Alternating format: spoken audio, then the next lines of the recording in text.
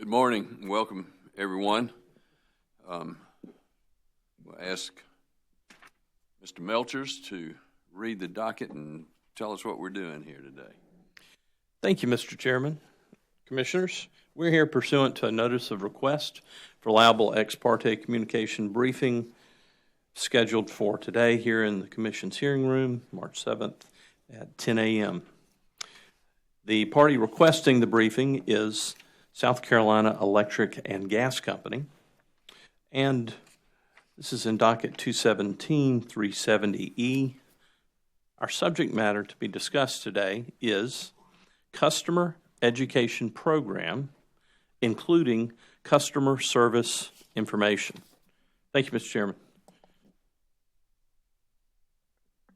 Thank you, Mr. Melchers.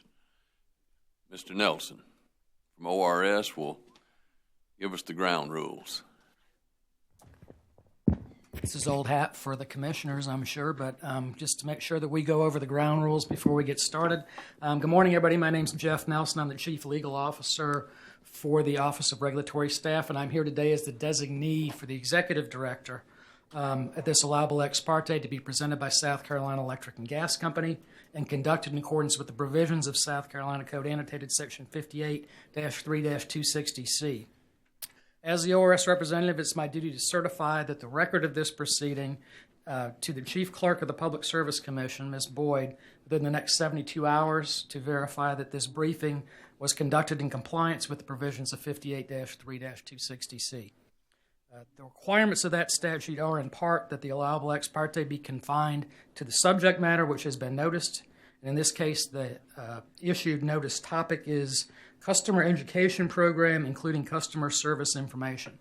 Therefore, I ask that the presenters, commissioners, and staff all refrain from discussing anything that is outside the scope of that notice topic. Under the provisions of 58-3-260C, participants, commissioners, and commission staff are prohibited from requesting or giving any commitment, predetermination, or prediction regarding any action by any commissioner as to any ultimate or penultimate issue which either is before or is likely to come before the commission. In short, the presenters can't ask the commissioners for anything, and the commissioners can't promise or pledge anything to the presenters. I ask the presenters, commissioners, and staff to the best of their ability refrain from referencing any reports, articles, statutes, or documents that aren't specifically included in today's presentation. Part of the process is that we would need to obtain a copy or a link to any such document to be filed as part of the package to be that I would need to send up to Ms. Boyd. Finally, everybody in attendance here today, you should have signed in when you came in, and you should have picked up a form. Everybody needs to sign and return that form prior to leaving today. Thank you, Mr. Chairman. Nothing further. Thank you, Mr. Nelson. Before we get started, Commissioner Belzer, I think we've got some business to do. Thank you, Mr. Chairman. This is directed to the parties, and I apologize for putting you on the spot.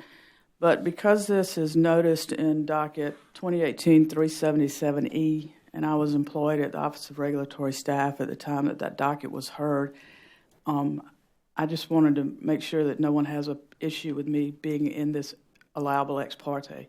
I do note that I was included on the notice of the ex parte, but I would ask if you need time to speak with Commission counsel about it, we'll be glad to give you that, but I'd just like to make sure that everybody's okay with me being here in this allowable ex parte. Mr. Chairman, if you'll give me 1 second to chat with my client. Certainly. And I apologize for putting you on the spot like that, Mr. Burgess.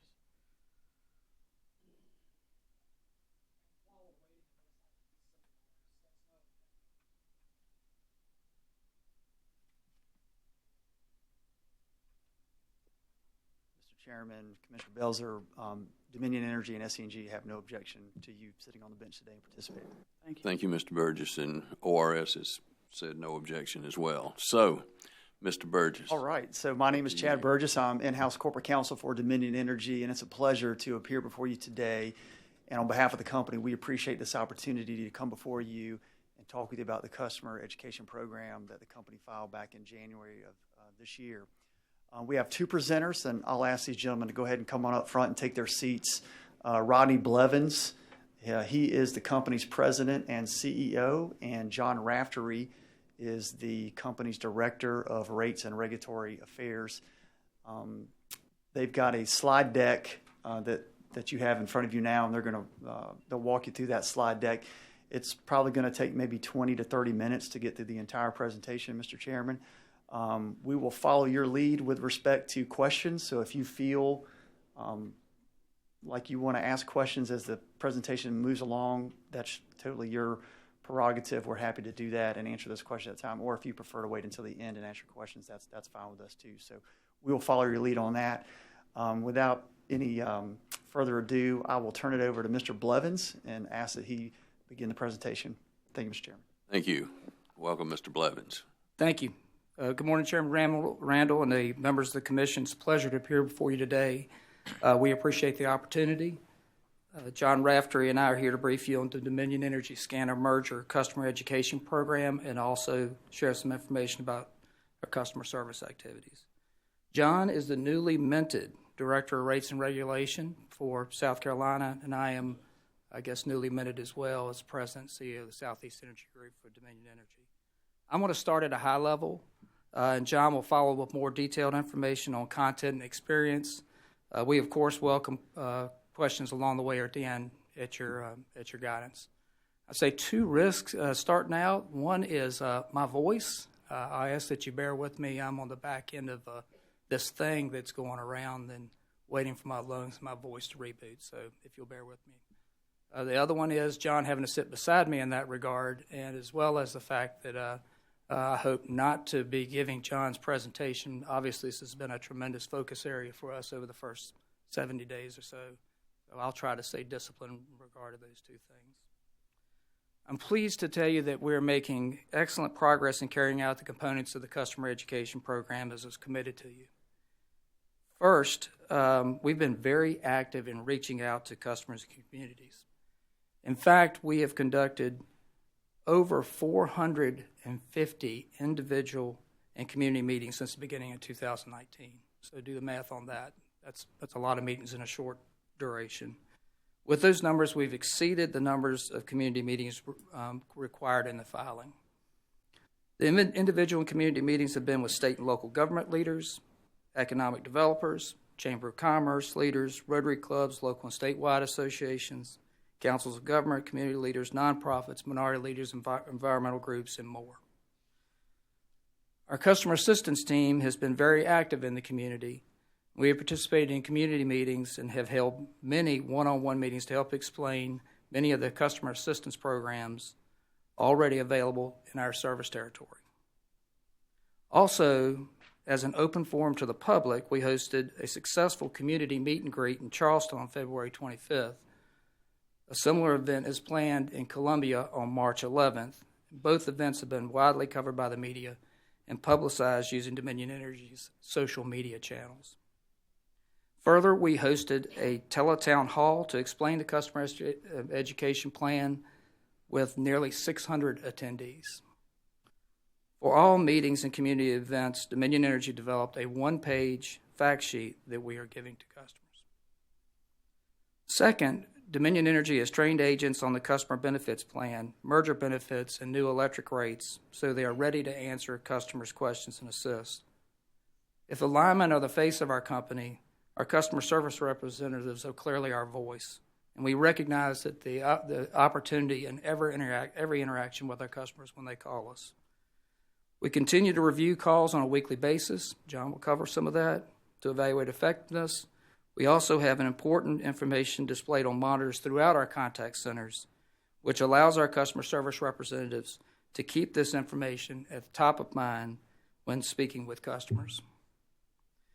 Third, Dominion Energy has been active in advertising and media outreach to educate customers fulfilling the customer benefits plan. Beyond the advertising that has been central to this discussion, and about which John will talk about more, an open letter was published in select print publications in the service area.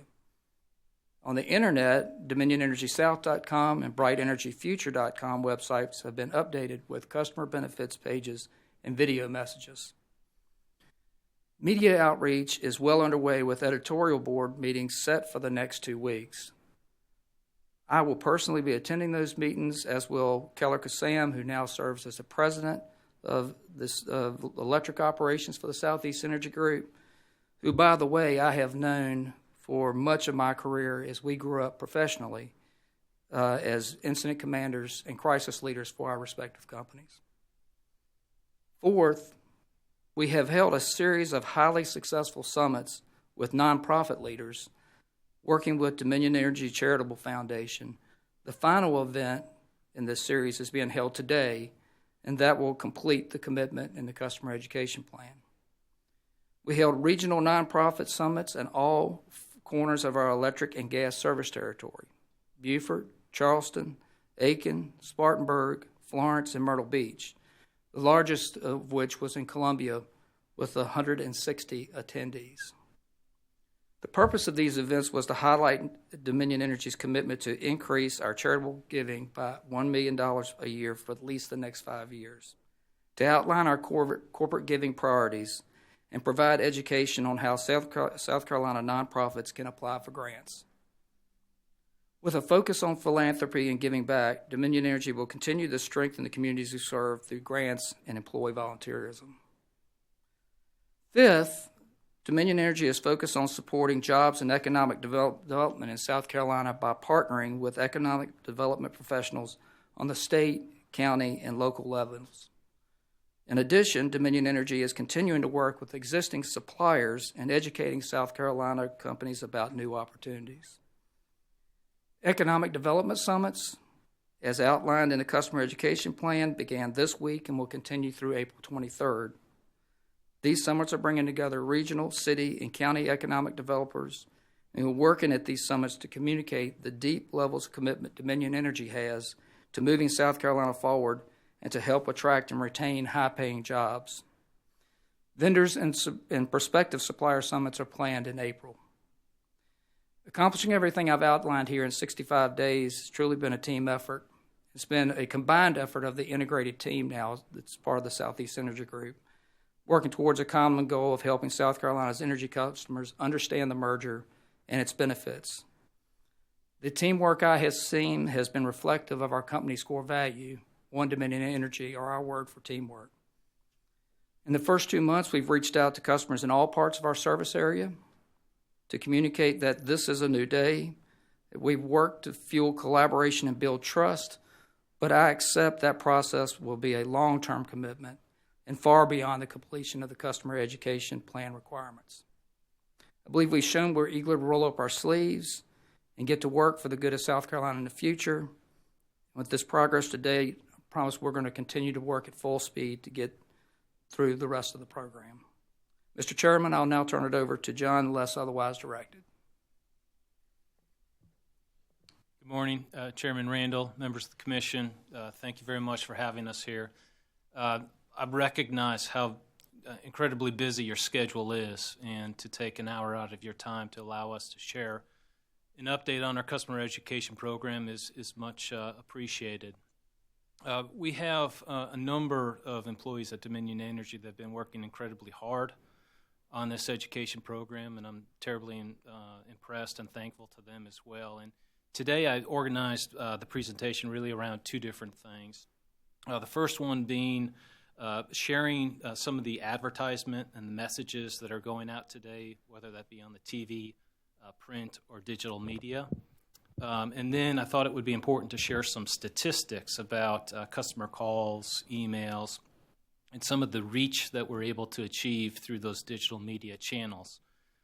I do have an appendix in the handouts that you have that really is an example of the stock material that we use in the different meetings that we go to. Several of the different meetings that Mr. Blevins mentioned, economic development meetings, nonprofit meetings, meet and greet meetings, and that sort of thing. So I wanted to share that material and to answer any questions that you might have and to stop on a few of those slides, not all of them, and call out what I think is some important information. I think it is important, however, to start and just to talk about branding, and branding not necessarily from a company perspective, but branding from a customer service perspective. And three things come to mind that are important to know that I think people overlook. Number one is safety. It's incredibly important that our customers know who to call when there's a down power line or a gas leak. So getting that message out and ensuring that customers know that Dominion Energy is their energy provider is an important aspect of branding. There's also fraud awareness and prevention. In times of change, customers can be anxious, and that's when the bad actors really do prey on people, when they're unexpected, confused. And again, we need to make sure customers understand who Dominion Energy is and who Dominion Energy is not. And then lastly, I'll just talk about basic customer care. It's important for customers to know that Dominion Energy is their energy provider, and when they receive, let's say, a bill in the mail, they don't just dismiss it as some sort of spam and throw it in the trash. They need to know that's their energy provider, that's their electric and or gas bill. So just three simple, important things about branding that I don't think come to top of mind for many folks.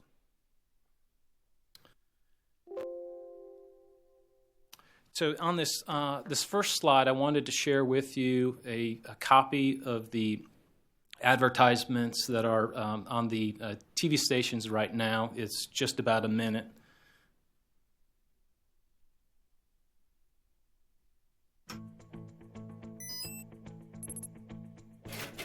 You've heard a lot about residential electric customers getting on average a $1,000 cash payment and a modest bill reduction as part of the Dominion Energy merger with SCE&G's parent company. Here are the facts. After hearing from policymakers and other key stakeholders, we became aware of significant support for long-term bill relief instead of the short-term fix of a one-time cash payment. As a result, we developed a plan to significantly reduce bills, and we endorsed that plan. The new plan provides a 15% bill reduction, a rate reduction already in effect for all of our residential electric customers. And Dominion Energy is providing $4.5 billion in benefits to SCE&G electric customers. This new plan means South Carolina's electric rates have fallen from among the highest rates in the region to near the regional average and well below the national average.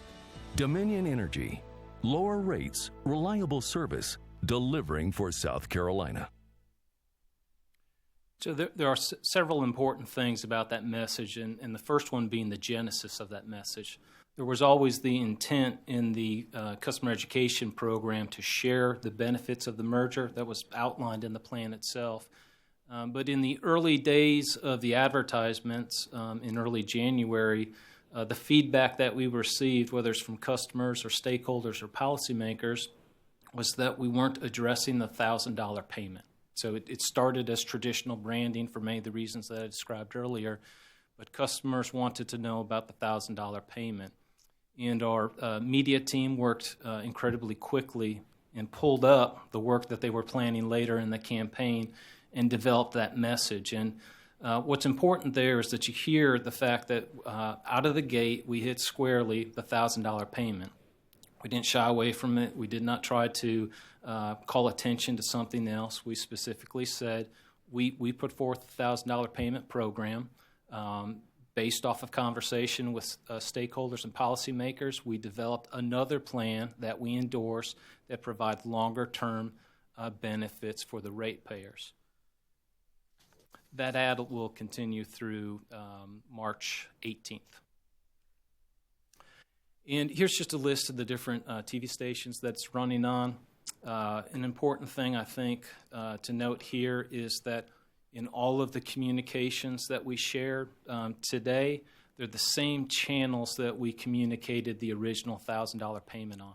So if we were advertising on channel XYZ in 2018, we're doing the same thing now. Same thing from a digital perspective, same thing from a print perspective. I believe, Commissioners, you have a separate sheet, one in English and one in Spanish. That does represent the next two slides, and it's an example of our print media. And what you'll notice on this first slide, which will be the top half of the print ad, is, again, the fact that we talked squarely about the $1,000 cash payment. Why are South Carolina residential electric customers not receiving the $1,000 payment? And you'll see the language below it that supports the fact that, again, we created the programs, we endorsed this other program that ultimately was selected, and it is the program that provides the greatest relief over the long term for our customers. And this is the second half of the bottom page of the ad. That advertisement ran on these periodicals, these newspapers, and what I would ask you to note is that it is all-inclusive. There are a variety and a diverse set of print periodicals that we shared this ad on. And I'll move over to the digital aspect. I don't have it animated, but a digital ad is presented on the left, on the top, on the right side of a website that you might be visiting. It could even be in a game like Candy Crush. It does exist in Candy Crush. But it'll build by the left-hand screen of what happened to the $1,000 payment. It's replaced by the middle screen, and then lastly, the third panel on the right, which talks about Dominion Energy and a link to learn more. And we'll talk about some of the statistics in just a minute about the digital ad. These are 2 of 4 different digital advertisements that we had. And they ran on locations such as these. Again, the same channels that the original $1,000 payment proposal was made. Twitter, YouTube, Google searches, Facebook, a number of different locations. If I could now, I'd like to move over to the meet and greets that Mr. Blevins mentioned about that happened last week, Monday in Charleston. These are 4 photos from that event. And the meeting ran from 4 to 7, but we did have some customers show up as early as 3:30. It generally is structured in a U shape inside of an event hall, and along the outer walls of that U are big poster boards of that appendix that's in the presentation. And we will station employees at those poster boards, and they kind of concentrate on different themes. And so the employees would be able to engage in conversation, direct their attention to a poster board to make a point. Whenever there was a specialty question, the Dominion Energy team knew who the expert was. So when there was a question about solar, they knew I was there, and they would route the customer to me to answer any of his or her questions. You'll notice in the lower left-hand screen there's a camera in the background, and all 3 of the TV stations down in Charleston covered this, and that they led in their morning news reports on the Dominion Energy meet and greet.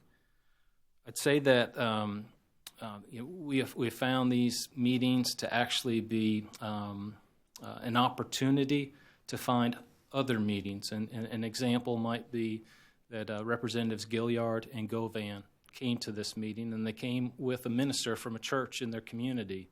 And in conversations with them, discussing the different programs and the fact that the $1,000 payment on average was no longer going to be offered, and why the 15% rate reduction was better for their customers, we then started to talk about customer assistance programs that the company already has, bill assistance.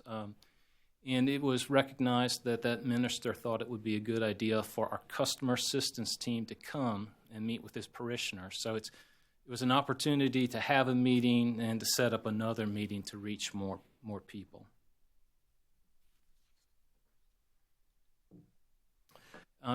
This is a poster board that was used, but it also has a video that was running on 2 different television screens at the event. And I'd like just to show you another example of how we're trying to communicate the difference in the programs, and ultimately why we endorsed the one with greater rate reduction over the longer term.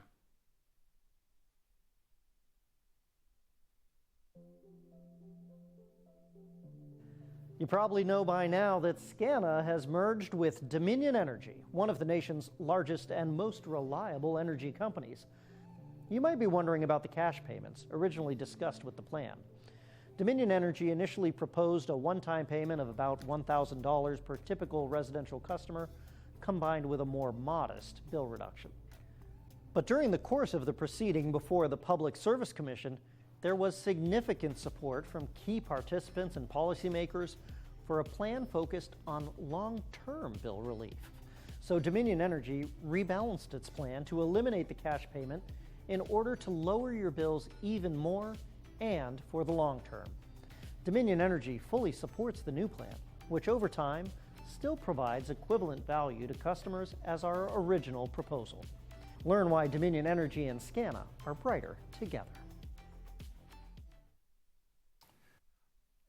As I mentioned, I had the chance to attend that event in Charleston, and we'll see the poster boards that I kind of hung around, but I hung around the rates poster boards. I didn't hang around the Dominion Energy overview and the footprint and the community giving and those sorts of things. I stuck around the rates section, and there were customers that wanted to know where the $1,000 payment was. And what proved to be useful was to have those poster boards and to engage in conversation and describe why 15% rate reduction over the long term was a benefit.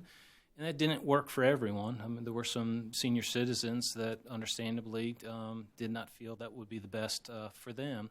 But I can tell you when you have the chance to engage the people, the customers, and to have that conversation, I mean, it can be almost as simple as saying, if I gave you $1,000, your bill would have been $10 higher each month. And after 8 years, you would have given me that $1,000 back. And you would have continued for another 12 years. And I think when you put it in that perspective, they understood. They would also say, you know, I really did have plans for that $1,000. My mother passed away in 2017. I moved in with her. Now I've got some expenses. My daughter has braces. Those are two honest-to-goodness examples of customer engagement that I had down in Charleston. And, you know, we used the materials to explain it, and when it came to the need for money, we talked about our customer assistance programs and their offerings. And I guess fortunately those two individuals didn't need customer assistance. They just wanted to make sure I understood that they had heard the $1,000 payment coming and they had intentions on using it. And you know, to the best of our ability, you know, we were able to communicate honestly and effectively, and you know, left pleasantly as much as we could. I'm going to pivot now towards the second part of the presentation. This is shorter. It's just some statistics on the engagements that we've had from a customer education program. And what you'll see here is that in the months of January and February of this year, the company has received almost 265,000 customer phone calls. I will note that those 2 months are the lowest months on record, going back all the way to 2000. So we have had record low phone calls this year thus far. Of the 265,000 phone calls, just over 4,000 were questions about the merger, and then just about 656 had some questions specifically about the $1,000 payment. So when you do it on a percentage basis, less than 2% of our calls in record low months were related to the merger. And about 15% of those had some component related to the payment itself. I listened to 100 of these phone calls. So we have some software that records them, and I listened to 100 of these calls. By and large, these customers are calling for some business need. They're calling to set up a payment arrangement, to ensure a payment was received. They had a question about their budget billing amount. Not all of them, but you know, more likely than not, they had a customer care question, and then the second part was, tell me about the merger, tell me about the $1,000 payment, tell me about this class action lawsuit letter I got in the mail. Do I need to fill it out or do I not need to fill it out? And our agents, as Mr. Blevins described, they are well trained. They've got a difficult job, but they're well trained. And specifically on the merger and the material that we're seeing here, they have had no less than 10 different training bulletins specifically about this, on how to explain it. And then the television screens throughout the contact centers has the reminders and kind of reinforcing the message. From an email perspective, you'll see some similarities to phone calls and then maybe one little difference. Specifically, we received over 5,000 emails from customers. 75 of them have asked about the merger. 65 of the 75 have asked about the $1,000 cash payment. So Less than 2% of our emails have asked about the merger, but those that email us ask us about the payment. So it's a little different from the phone calls. And lastly, digital metrics. I'm not a digital media expert, but I have learned in preparing these materials some of the information on here. So those digital ads have created over 7 million different impressions. And an impression is when you go to a website and you see it on the right or the left or on the top or the bottom. If one of our ads showed up, it showed up over 7 million different times. Just about 85,000 of the time, someone clicked on it. They might have accidentally clicked on it, which is actually the next statistic that shows about 34,000 people spent some time on the destination. They spent some time scrolling left, scrolling right, up, down. They didn't just close it out and go back to where they were. And then through the different ways that we've offered up the video, over 61,000 people or times those videos that we just shared earlier have been viewed. And then very quickly, the appendix. These are the poster boards that were shared at the meeting. I'd like to stop on the first one. Those are the customer values. I'd like to honestly say it is a welcome for me to get in the public and talk again about customer values and the fact that Dominion's and SCANA's or SC&G's former values are very similar. It's something that I've always used personally in hiring people and talking with customers, and I really do appreciate the similarity in them. And so long as we live by them and remain transparent and open, we will be successful. A number of slides on social commitments. I don't know if you knew, but 1 out of every 5 new hires at Dominion is a veteran. Volunteer efforts. Every employee is allowed a day off to spend specifically on volunteer efforts. A number of the different organizations that we've supported, focusing around education, environmental stewardship, community vitality, which would be the arts, and then human needs. A few slides that I alluded to about the footprint nationally, along the East Coast, and then specifically South Carolina. A number of the Carolina gas customers. And then we get into the section about rates and the long-term bill relief. The fact that as part of this merger, there are $4.5 billion in benefits provided to these different customer segments. A slide that I used in discussing the difference between a $1,000 cash payment and modest rate reduction versus the 15% for 20 years. A conversation about the benefits that the gas customers received. Questions about what happens to employees in the corporate campus and the commitment to South Carolina. More conversation about bill relief and the Tax Cut and Jobs Acts that started to show up on customer bills in February. And then finally, that one video that we saw, and again, specific conversation around the $1,000 payment not being the plan that we ultimately put forth and endorsed. So, in summary, we recognize we're running a marathon, and we just ran the first 6 miles as a sprint. We came out of the gates and ran pretty hard, but we do know it's a long-term challenge for us, and our employees are up for the challenge, our leadership's up for the challenge. And so long as we live by those corporate core values that I mentioned earlier, we will be successful in regaining, rebuilding, and re-earning everyone's trust. So, thank you. Thank you, Mr. Raftery and Mr. Blevins. Commissioners, any questions? Commissioner Williams. Thank you, Mr. Chairman. Good morning, gentlemen. Thank you both for being here today. I just want to have a conversation with you regarding the customer education plan and the $1,000 cash rebate.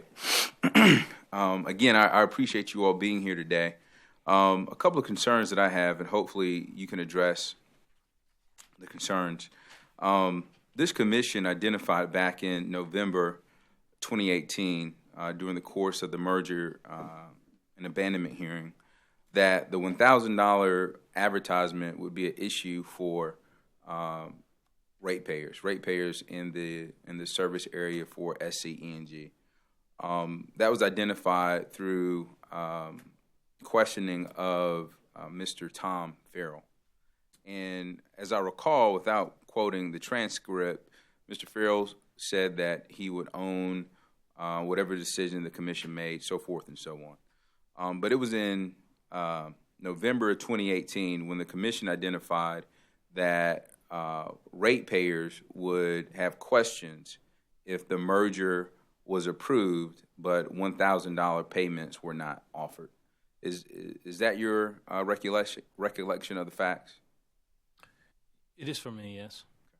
Okay. So, I don't remember if it's November or December, but yes. Okay.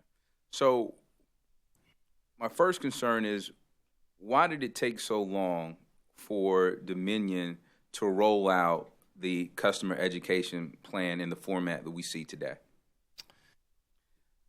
We'll start off. I drove down on January the 1st. Had a different job on December 31st. So my first interaction with the customer education plan and my new job was about the time it was being filed. There's lots of good reasons why the initial advertising strategy was a branding strategy. If you talk to the folks that are experts in advertising for the reasons John talked about, clearly that needed to be done. If I had it to do all over again and I could have parachuted in 4 weeks earlier, would we have mixed in the transparency of the $1,000 up front? Probably so. But that's not what we had. As soon as we recognized we were getting feedback that just the branding strategy was inconsistent with what was expected from a host of folks we were getting feedback from, I raised my hand as well as others and said we need to stop and accelerate the next phase of the advertising program so that we could get to it. So I recognize and I appreciate the fact that we didn't get there as quickly as maybe you would have liked or I would have liked.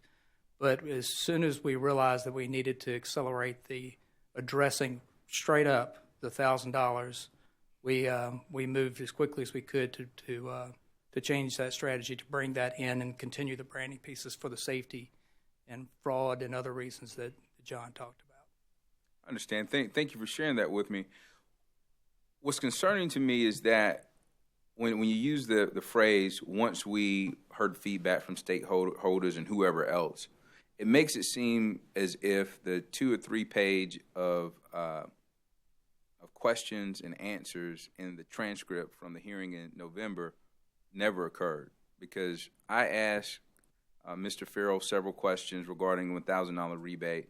Commissioner Whitfield asked Mr. Farrell several questions regarding the $1,000 rebate.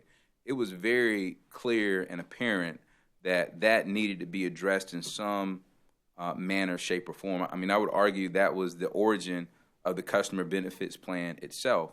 So I find it hard to believe that on January 1, Dominion did not realize or have any knowledge that there would be questions about the $1,000 rebate. There was clearly knowledge. It was a function of timing. It was a function of staging. And as we all know, any good plan never survives the first contact with reality. And the plan, we would have certainly have gotten there had there been no feedback. There was a need to accelerate it based upon feedback we got from all stakeholders. Understood. How would you propose we explain, the commission explain, or how do you explain to the ratepayer that it took, I think, for us to get to this point, there was an allowable, there's 1, 2, 3, this may be the 4th allowable ex parte hearing on this matter. How would you explain to the ratepayers that lag in time? We're having a bit of a conversation about things that have already happened here as we stand here today. I would talk to them about the very functional conversations between the company and ORS on this subject. I would talk to them about in terms of the need to do something different. I would talk to them about the fact that components of the customer education plan, I was meeting with people, with stakeholders from my first day. In fact, the folks that were conducting the plan had full access to my calendar to schedule me at will. And we were talking to people from the first day. So the nexus of the change occurred as a function of the plan, not as a function of necessarily any external, any situation where we were required to do so. It was to carry, gathering input from all stakeholders and realizing we needed to accelerate it a function of a piece of the plan. I think that the process worked as it should, even if it required a change to the plan that we wish had been made on January 2nd when it was filed. Understood. And I'm glad you brought up the Office of Regulatory Staff. I'm referencing a letter dated February 6, 2019. It was written to you by Director Nanette Edwards of the Office of Regulatory Staff. And it talks about the customer education plan. Would you like to see a copy of it? Let's see if I need to. Okay. I have the letter, so I'm familiar with it. Okay, all right. And Director Edwards writes that, and I quote, "The current advertising campaign does not clarify the change in the company's position on the $1,000 checks following the Commission's adoption of the company's customer benefits plan be levelized." So is February 6th the date that the company realized that their marketing strategy was not up to par? Prior to that. Prior to that, okay. So do you have a date? I don't have a date, but I'll tell you, as a new resident of South Carolina, I'm watching the news in the morning. And I'm seeing our commercials, their branding strategy, and I'm thinking about the stakeholders I've talked to well in advance of February 6th. I'm asking myself the question about whether or not we need to make a change. I don't have a specific date for it, but there were conversations going on well in advance of that. It was very helpful to me to get that confirmation from ORS that I'm thinking about this right, but it was well underway. I appreciate the fact that the company has had, was it 450 meetings, community meetings? Sir. I think that is one of the best ways to get a pulse of what's going on in the community by actually talking with people. And your colleague, Mr. Raftery, correct? Yep. He talked about an interaction he had with someone in Charleston about the $1,000. And it's very, I understand it completely. Someone saying, actually, we knew that would be the case just being from South Carolina. I think commissioners on this panel knew that would be the case back in November, that someone would already have spent the $1,000. And so, Mr. Raftery, you talked about how you explained that to that individual, and how you explained that if you would have received the $1,000, if that plan would have been approved, you would have received the $1,000, but your bill would have went up $10 immediately. We would have gotten the $1,000, the company being we, within 8 years, and then you still would have been paying a higher bill. I think that's the way, and excuse me if I butchered that, but more or less, I think that's what you said. I might have butchered it originally, but you read back what I said, yes. Okay. So that's pretty simple for me to understand. I think you spoke using very plain language. My question is, why aren't the ads saying that? Why not say that in the ads?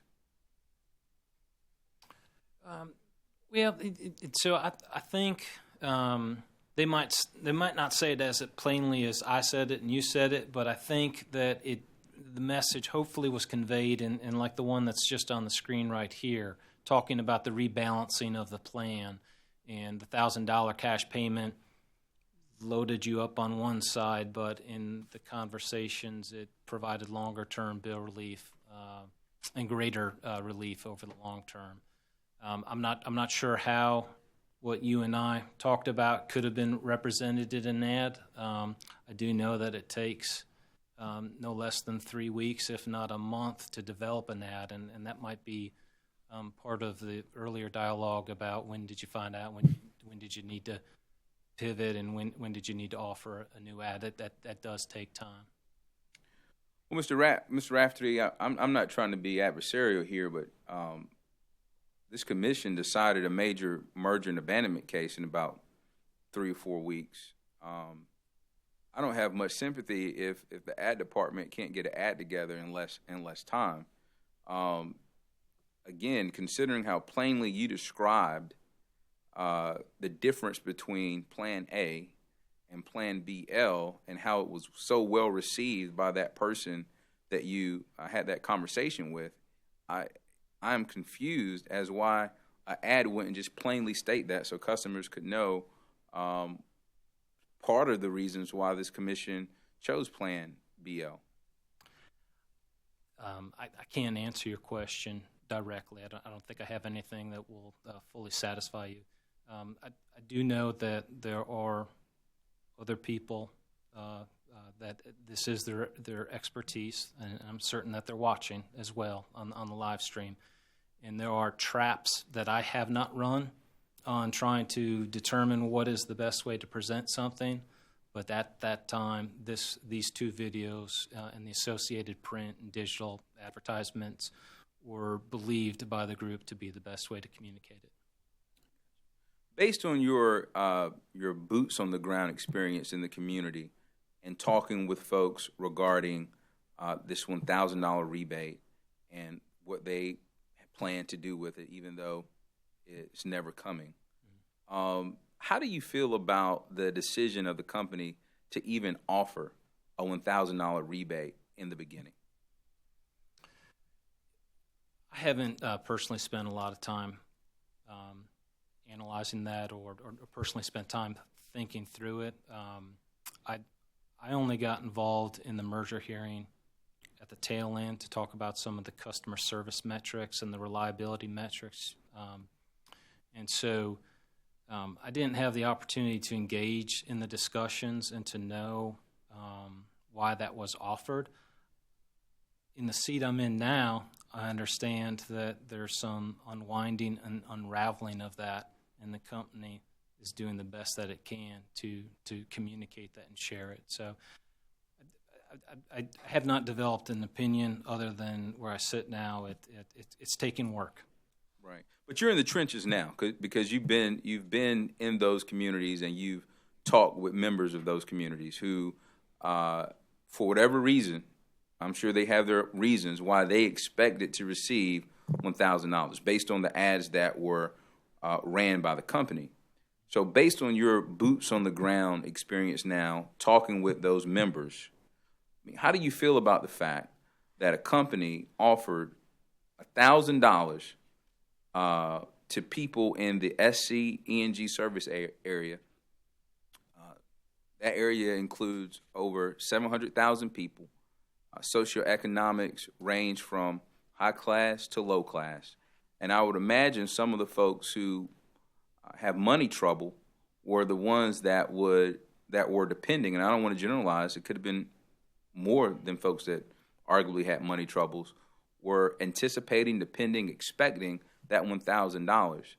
And considering that the ad said that the average customer would receive $1,000 at the close of the merger, period, without any further explanation. The merger closed. The $1,000 never came. Now that you've been down to Charleston and those areas, do you think that was an ethical decision to make a promise that wasn't kept in that manner?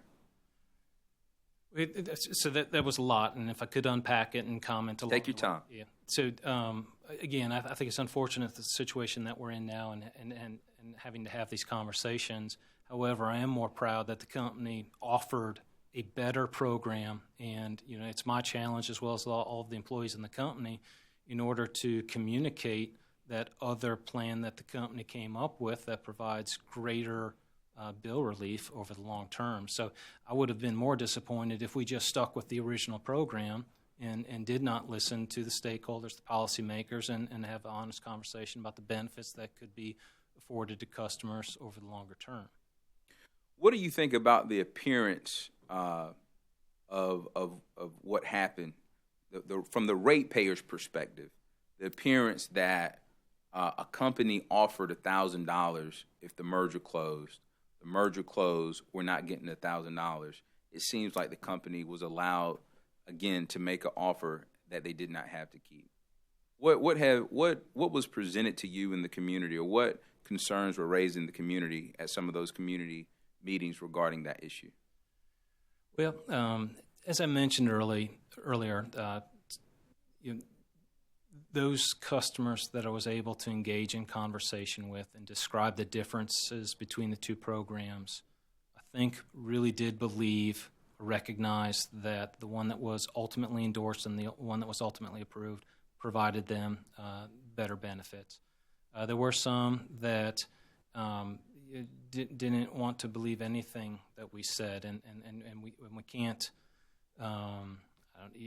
We can't necessarily explain everything to everyone, and to have a meaningful, deep conversation in explaining it. So,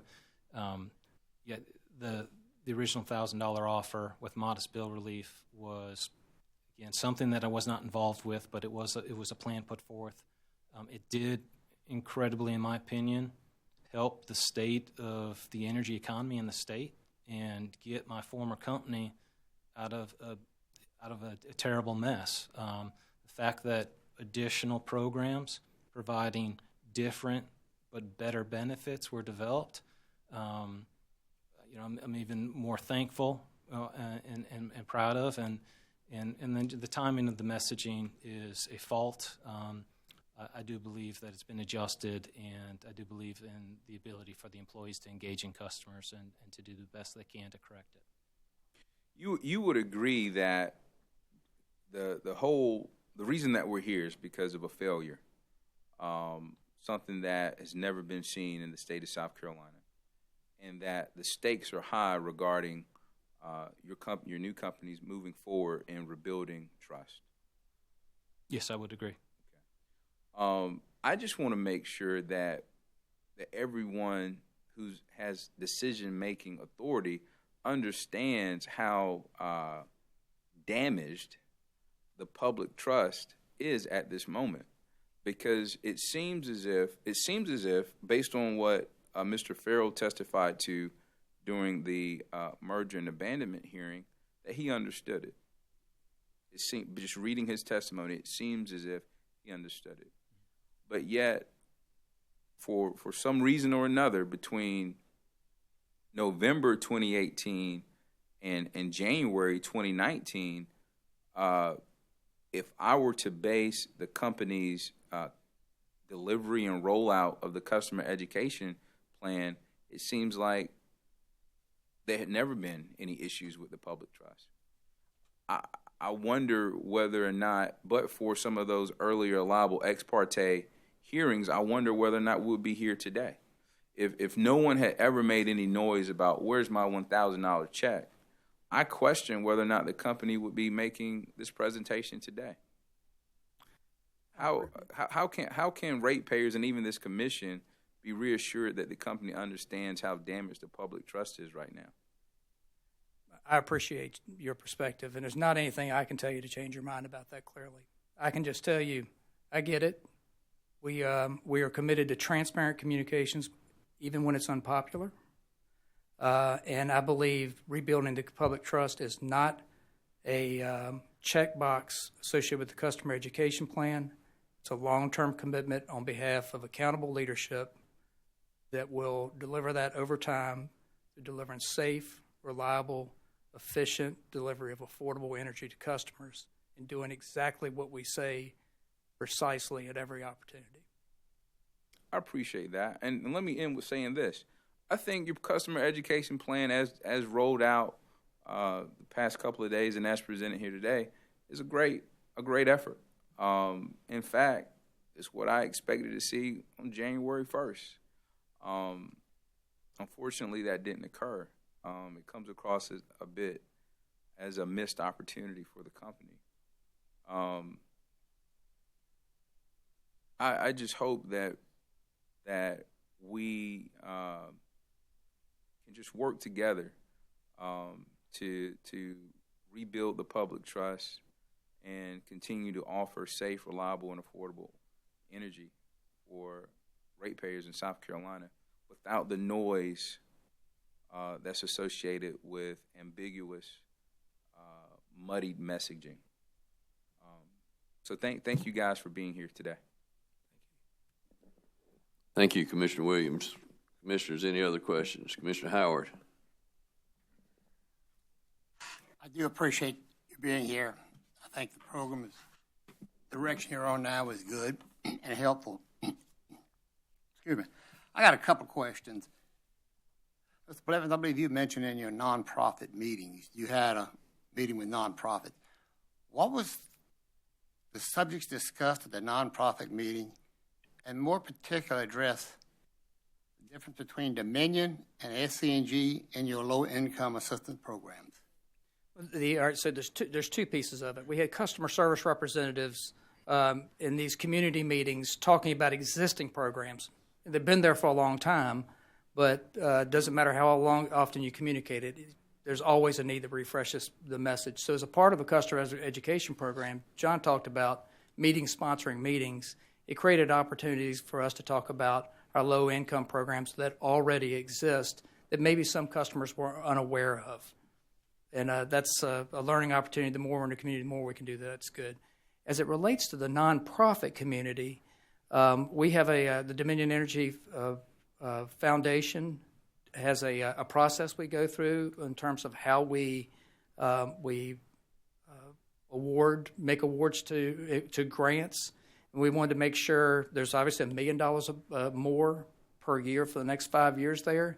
And we wanted to make sure that all the nonprofits understood what the funding priorities were, how to do those grants, and how the Dominion Energy Foundation will go about making decisions, which is more of a stakeholder. We have an advisory board of employees to get together and review that funding, and if it gets up to a higher level, it goes to the foundation board.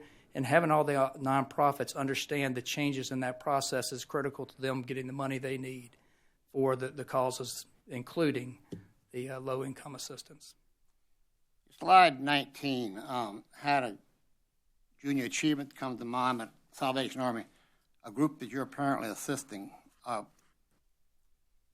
Is that group of people on slide 19, organizations on slide 19, pretty well mirror the SCNG charitable contributions? I believe it does, but I don't know for certain. Well, basically it does, though. To give you some comfort there, the Community Investment Board, that it will be looking at the initial grants that are coming in for us to fund, are employees in South Carolina that have been, many of which have been involved in it before. And so about continuity, if you have any concerns about that, there's continuity there in terms of the folks being involved in it, traditionally been involved in it for South Carolina. You might have covered this, but you said it was 65 days, and I yield with that number. It's got to be close. The merger. Is there any surprises you've had or things once you got, using Commissioner Williams' terms, your boots on the ground, is there any difference or anything you didn't expect that happened, both bad or good, or you didn't anticipate?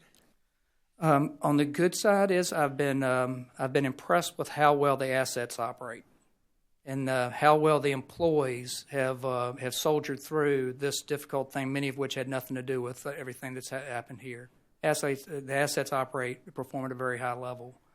On the other side, I would say everybody's mad for their own reason.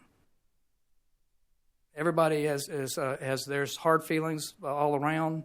Internally, my direction to the team has been everybody gets passed to January 1. Doesn't mean you get a pass forever, but we have to, people respond to crisis differently. We have to put aside, at some point, hard feelings about stuff that happened in the past and give everybody, all stakeholders, internally is my message, but I think it's true, where we have to give everybody an opportunity to earn that trust and respect, and it's up to them whether or not they do it or not. That my intention is to do it with everybody that I can do it with. I guess I don't know how to word the next question, but how many SCNG employees, I'll just say you terminated, how many, and you can go elaborate for what reasons, but basically, how many members that were working for SCNG prior to your merger did you eliminate? We are in the integration process now, so that process is ongoing. There have been some small groups that have, where there have been some job losses. One group in particular, we offered a voluntary program.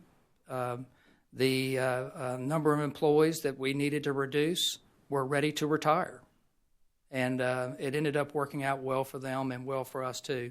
But that process is has not fully. It's just getting started in terms of looking at how we integrate the services groups of the companies. Is there any particular area in the company? I'm thinking about linemen. I'm thinking about middle management.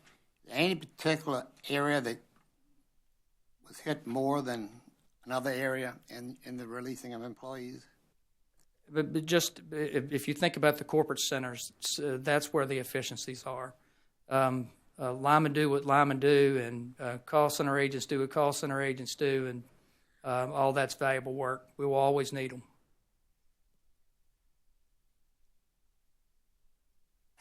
Another question.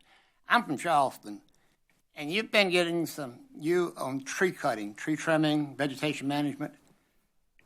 How do you educate the public on the need for vegetation management? And Mr. Rafferty might be able to answer this, but I was under the impression that SC&G always had an arborist on site when they trimmed the trees. Maybe I was wrong, because apparently, according to the reports, you will have an arborist on site, but how do you educate the customer on the need of tree trimming particularly? Well, I'll say all of it, but I guess my mind is on the historical district. But how do you handle that? How will you handle that? So what's in the news in Charleston is pretty hot. And it's good point. It's pretty hot. I'll agree. And so we're working our way through that. The question about having an arborist on staff, we do trim to ANSI A300 standards, and I might have that wrong. And so in Charleston, there's a lot of questions of whether or not we are trimming to those standards. How do we communicate tree trimming and the need? Unfortunately, when a major storm comes through, it becomes very apparent, that tree trimming provided reliable service, or the lack of tree trimming provided unreliable service. We do, the things that I mentioned in the meet and greet, where we have those poster boards in the U-shape in the event hall. Before we go into especially sensitive areas, we will do tree trimming meet and greets and be there to explain exactly the process and the standards to which we do. But as you know, ultimately that does not satisfy everyone, and it's a challenge that the company faces. Well, how do you reply to the question? The solution of this is to go underground with the wiring. How do you respond to that question? And one point, I understand there was a statute or something that the developers in the subdivision would pay 15%, county council would pay something like 25%, and the company would pay the rest for underground wiring. Yeah, Commissioner Howard. Are you familiar with that? Just a couple general comments. I think it takes 6 times as long to fix an underground issue. If there's a problem, it takes 6 times as long, and it might be 20 times as expensive to actually take it underground.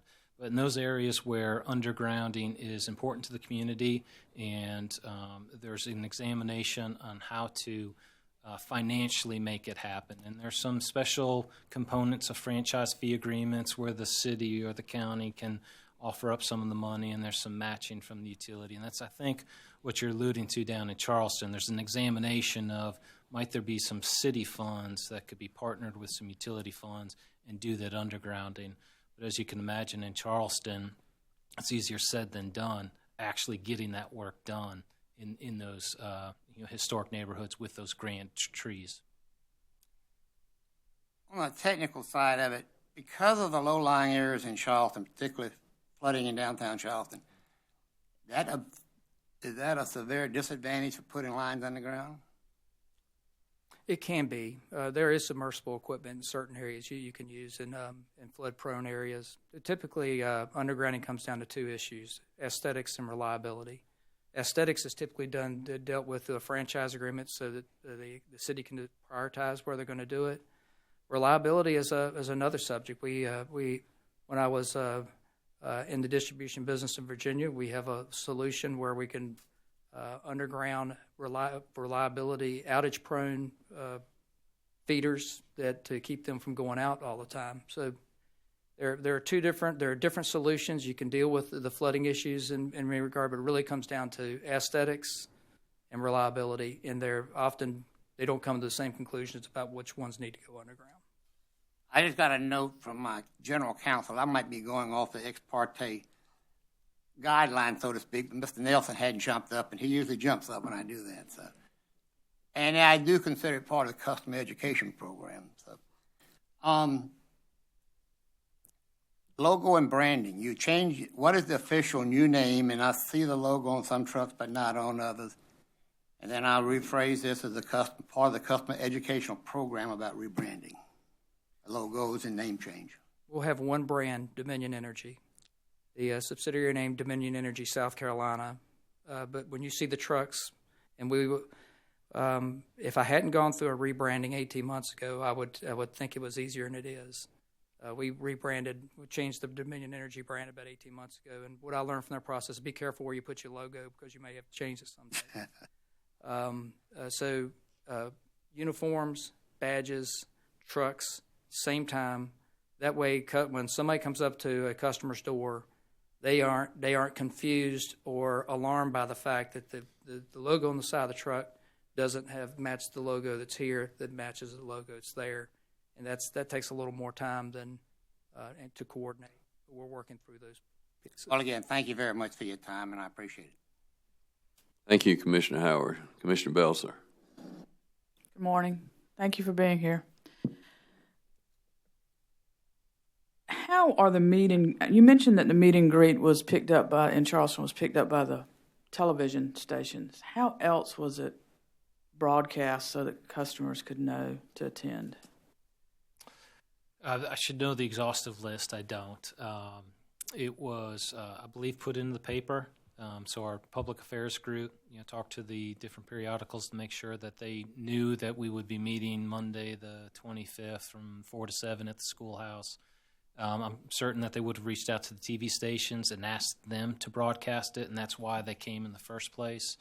I don't recall if there was a bill insert, but the media team probably would have taken the lead on getting it out there in the community. Given the number of customers you have in Charleston and the number of people that attended, do you feel like it was successful? I do think it was successful. I do think the number that showed up was less than we thought, and I'm not sure any of us have an answer as to why.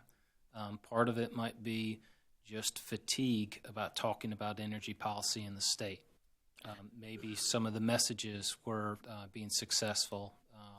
But we did try to design it, as we do all of our meet and greets, to be very open to any customer of any type, and just the scheduling of it being from 4 to 7 was an attempt to bring as many in as we could.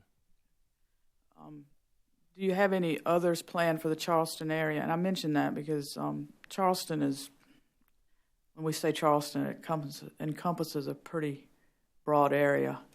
And if it's downtown, it might be problematic for somebody from Somerville or on one of the islands to get to you, or even from East Cooper, depending. The traffic down there is crazy these days. So is there any plans to go back to that area? None on the schedule that I'm aware of, but I might be overlooking some of the other type of meetings that Mr. Blevins talked about, the economic development, the editorial boards that would give us an avenue to have other meetings. I also don't know if the one I referenced with the minister that Representative Govan or Gilliard brought, I don't know when that is scheduled, but I would say the company is listening and willing to go wherever people will have us, and so we would be open to doing that again in Charleston. I find that refreshing that y'all would be willing to do that, and certainly some of those where you're coming to them instead of asking people to come to you could certainly be effective. I would imagine. I was intrigued when you mentioned that y'all have received some telephone calls tell me about the class action lawsuit. Yep. And people are saying, do I need to fill it out? What do y'all what's your what are your folks telling these customers about the class action lawsuit? Well, so I don't think we give legal advice. You know, we try to keep it. Glad to hear that. Yeah, we try to keep it simple and at a high level. We do mention that it's managed by a third party. We ensure that they have the website and the phone number for them to call, you know, if they have detailed questions. And it's typically kind of how we route those. Sometimes there's confusion between that class action lawsuit and the $1,000 payment. They get them confused. So we do try to describe, no, they are different, and then we'll get into the conversation about the 15% rate reduction versus the $1,000. So it's kind of how I mentioned earlier. There's a number of customer training tips that are going out to help them keep it straight so that they can communicate effectively. You mentioned that the TV ads would continue through March 18th. One of you, I don't recall. I did, yep. How long will the print ads continue? I think they have the same schedule. I think they all generally started in about the second week in February and would continue into the second or third week in March.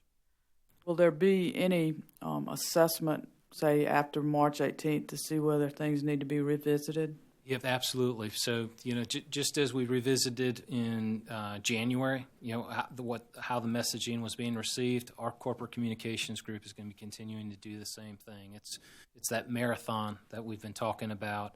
To the extent we need to, repurpose, pivot, reposition, that's what the company will do. I understand the dual purpose of a lot of the advertisements. First with the rebranding and then as things maybe weren't being received as well, that y'all did a pivot and restructured some of the advertising. I did note when you said this was a marathon and the first 6 miles was a sprint, I said my note was, did you get out of the gate a little slow there? No, personally, I don't think so. I mean, okay. The merger happened the next day. There was an open letter put into the newspapers. I mean, maybe it happened too quickly, and we should have thought more about the message out of the gate. But I think we came out of the gates pretty quickly. That's my opinion. I think too, just from having been in South Carolina and in the market, I mean, everybody was totally bombarded last fall. Starting last August, September, whenever all this, and it was, you couldn't drive from downtown Columbia to the mall without hearing 5 or 6 of the radio ads, and you couldn't watch TV without 6:30 news. There had to be 3 or 4 advertisements, and in the paper, and like I say, on the internet, all those little pop-up boxes, and we're seeing them now, but certainly not to the degree. And that's just, it was oversaturation, and I understand why that was done, but I appreciate what y'all are doing now, and just keep it up for a while, I think. Would be my suggestion, but that's y'all's business decision. But there is, as Commissioner Williams, there's a lot of trust that needs to be rebuilt here. So I appreciate y'all being here today and giving us some information. Thank you. Thank you, Commissioner. Other questions? Mr. Whitfield.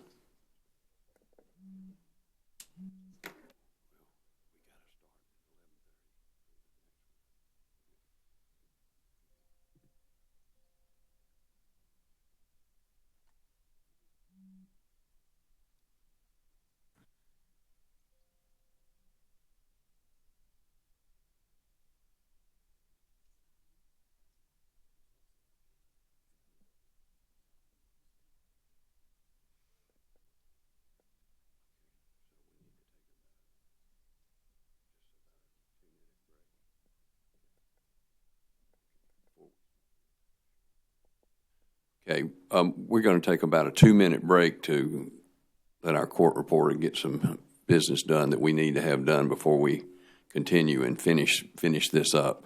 So if everybody will just hang tight with us, and we'll resume momentarily. Thank you.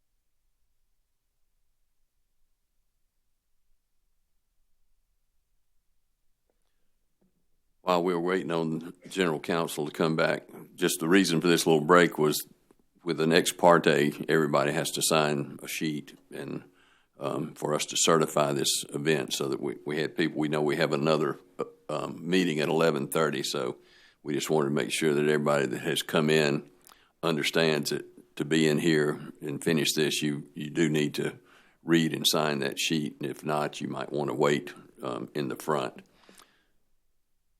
And we will commence in a few minutes, I hope.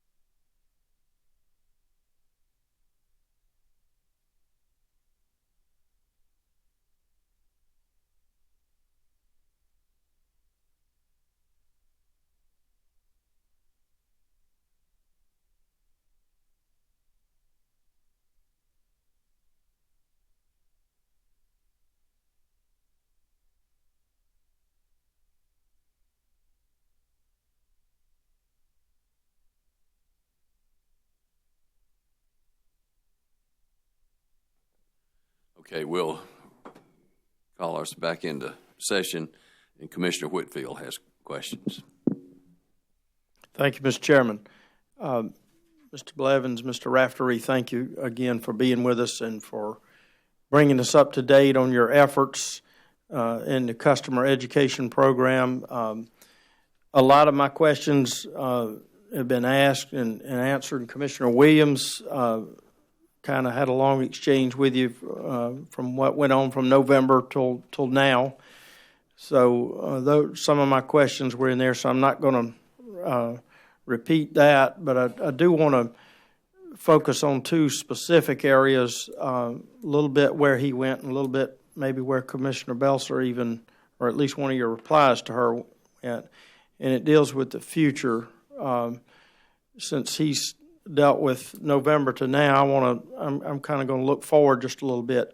Mr. Raftery, you mentioned the meeting with Representative Gilliard and Govan and the minister, and you mentioned a follow-up meeting, and you almost answered it in an answer to Commissioner Belser a minute ago, but can you tell us what is going to take place going forward? And as she mentioned, it is good the company's willing to come out to them, but what can you share about that, and where, what were the, how was the exchange with that Commissioner Williams asked you about, and where do you think that's headed? Do you think that you're making progress there, so to speak? Unfortunately, I can't. I don't know the current state or status of that meeting, specifically to that one that you're referring to. There was dialogue about the customer assistance programs and that the value that they might provide to the parishioners of that church. And there was a discussion of our team going there to have that conversation. I will say, I don't think I mentioned it earlier, or maybe I did, and I'm sorry if I'm being repetitive, but that customer assistance organization thus far this year has already held 14 different meetings reaching over 2,700 people. And that's from 6 people at the Veterans Disability Association, I think 400 at I forgot the 400, but the 1,400 at the UFC Engineering Open House. So that's what they do. They go into the communities and they talk about the program. So to the extent Commissioner Belser mentioned, if you have any leads, we'll take them and we'll go there. If not, we're going to continue to work our own engine and find those opportunities and to talk. So you're willing to go to them you don't know a date or a time, but what you're saying is your offer is there to go to the church and meet with the members in that church and members of that community. Correct. To further explain this out and explain other offers of assistance as well. Correct. Okay. I know those two representatives, of course, had been outspoken and actually tried to have a proceeding over here that didn't take place. But are you willing to do that in other areas of the company's service territory? And I'm not just referring to the Low Country, of course, I'm referring to all of the service territory. Yes, we are. That's what that group does, and so they would absolutely be interested in continuing that. So if someone wanted that, they just need to reach out to your customer education or customer support Correct. team. Right. Okay. And lastly, went down this path just a little bit with Commissioner Williams, and I'm certainly no advertising expert, but going forward, again, I want to talk about going forward. You had an exchange with Commissioner Belser about maybe possibly going beyond March 18 with this advertising campaign, or with this, I should say, public education campaign. Is it possible going forward? And again, I'm no ad expert, but what Commissioner Williams referenced, how you explained to that person the power bill would have to go up $10 a month for 8 years, and instead of 20 years by not getting the $1,000 rebate.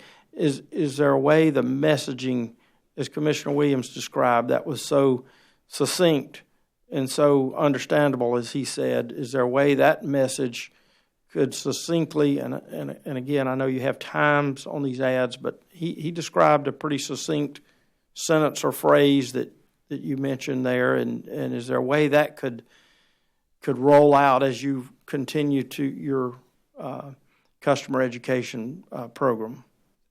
Yes, there is a way. I would like to defer to those groups that focus on that, and some of them are in the room, and I know many of them are watching online, so I'd like to talk to them about what is the pulse. How does March progress?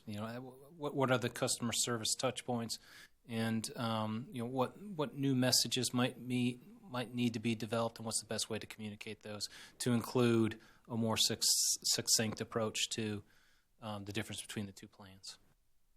Well, thank you for coming in with your presentation, both of you today, and I hope that we'll get another follow-up in the future as to where things stand with this program. Thank you. Thank you, Mr. Chairman. Thank you, Commissioner. I think I've communicated with everybody, and we don't have any more questions. So, Mr. Burgess, anything else that we need to do?